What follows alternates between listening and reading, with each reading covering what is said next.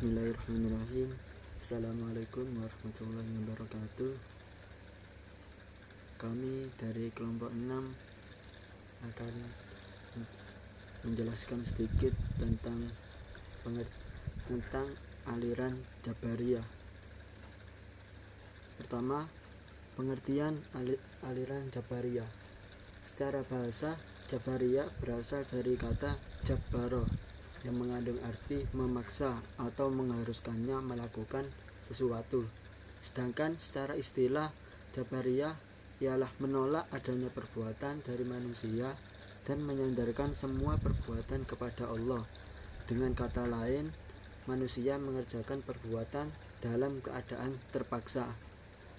Aliran Jabariyah lahir di Khurasan, Iran pada paruh pertama abad kedua Hijriah atau ke-8 Masehi yang dipelopori oleh Ja'ad bin Dirham, wafat tahun 124 Hijriah atau 724 Masehi.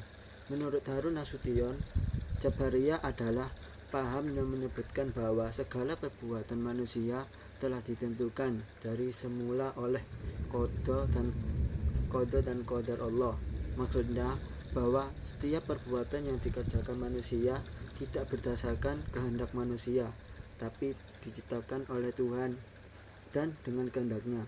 Di sini manusia tidak mempunyai kebebasan dalam berbuat karena tidak memiliki kemampuan.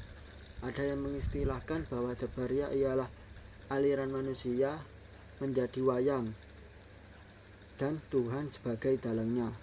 Abu Zarrah menuturkan bahwa paham ini muncul sejak zaman sahabat dan masa Nabi Umayyah, ketika para ulama membicarakan tentang masalah qadar dan kekuasaan manusia ketika berhadapan dengan kekuasaan mutlak Tuhan.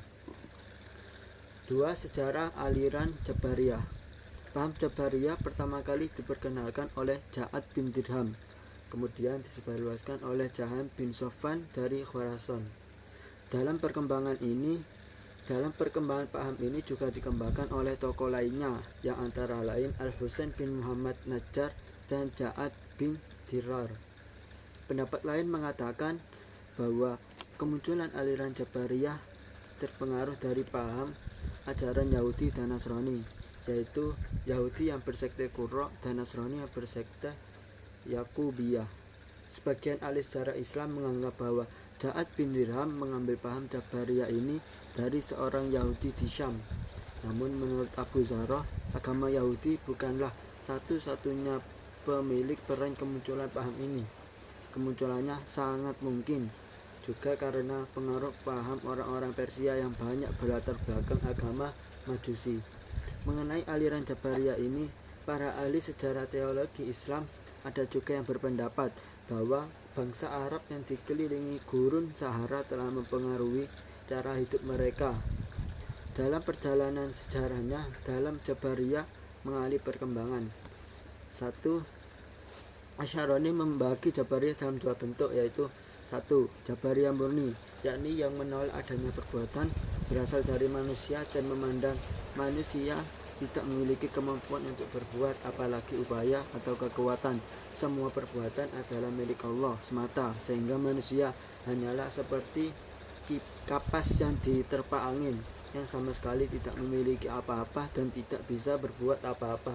2. Jabariyah pertengahan atau moderat, yaitu yang mengakui adanya perbuatan manusia namun perbuatan manusia tidak membatasi.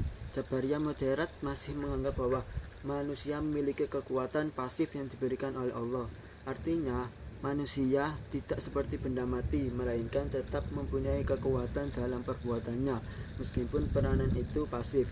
Oleh karena itu, jika seorang masih meyakini bahwa kekuasaan yang diciptakan pada diri manusia memiliki peranan terhadap perbuatan dan menyebutnya sebagai kasab atau usaha, maka orang tersebut dapat disebut sebagai Jabariyah.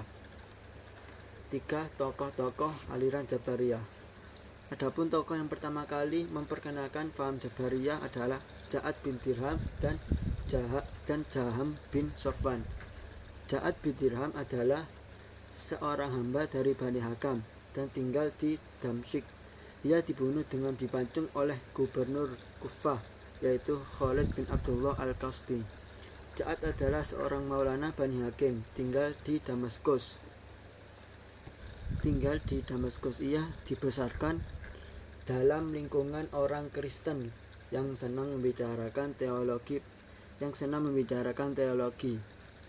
Di antara pendapat-pendapatnya ialah 1. Allah tidak pernah berbicara dengan Nabi Musa sebagaimana yang disebutkan Al-Quran surat An-Nisa ayat 164, yakni wa kallamallahu Musa taklima.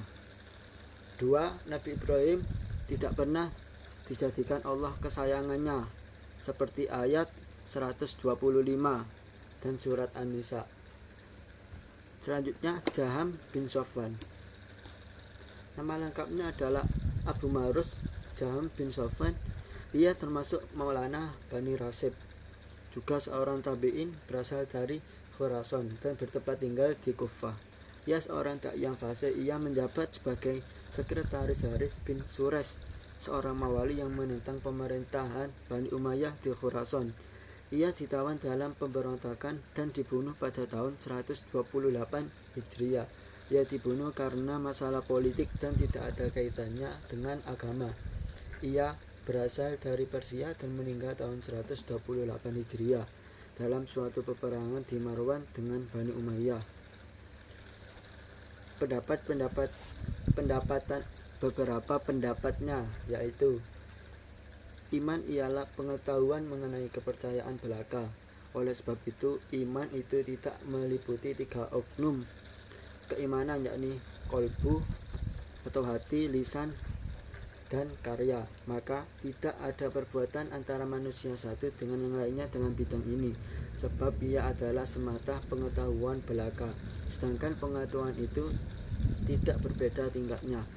2. Tidak memberi sifat bagi Allah, yang mana sifat itu mungkin diberikan pula kepada manusia. Sebab itu berarti menyerupai Allah dalam sifat-sifat itu. Maka Allah tidak diberi sifat sebagai satu zat atau sesuatu yang menghidupkan, atau alim, mengetahui, atau mempunyai keinginan. Sebab manusia memiliki sifat-sifat yang demikian itu. Tetapi Allah boleh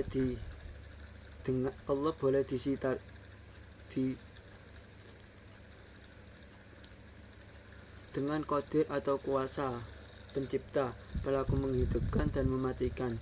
Sebab sifat-sifat itu hanya tertentu untuk Allah semata dan tidak dapat dimiliki oleh manusia. Mungkin itu dari saya.